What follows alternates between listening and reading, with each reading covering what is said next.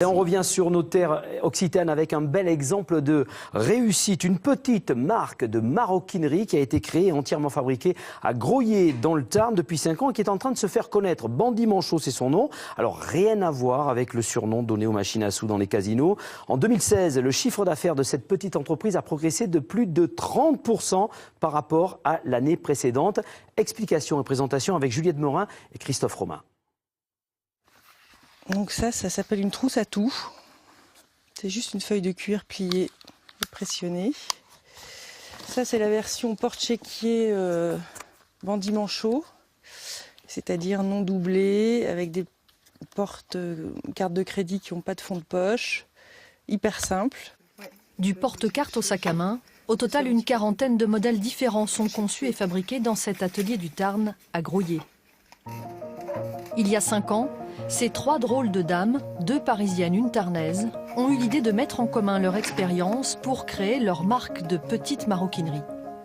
Marie-Christine dessine la collection de Bandit Manchot, Marie-Laure s'occupe de la découpe et de la distribution, et Anne détermine les gammes de produits et de couleurs en fonction de la matière première. C'est des cuirs qu'on achète chez des grandes maisons, par exemple, ou alors chez des revendeurs de cuir, c'est des fins de série. Donc ils peuvent avoir 3 mètres dans la même peau ou la même couleur, mais ils peuvent aussi en avoir une seule. Et nous, on achète tout sans discernement. Le cuir, même en fin de série, reste une matière onéreuse.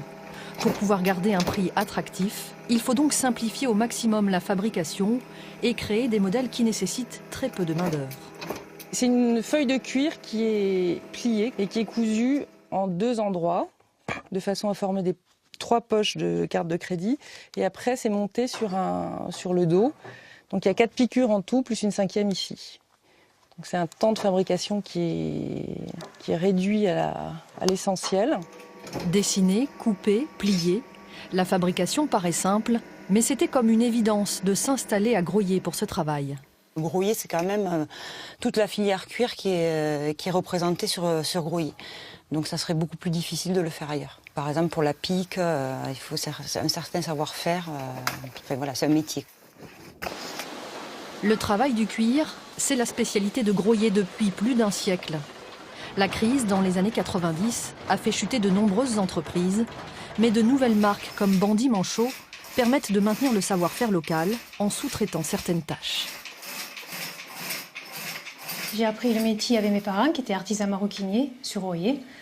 Et puis après, voilà, j'ai continué mon chemin. J'ai fait plusieurs entreprises de maroquinerie sur la commune de Groyer.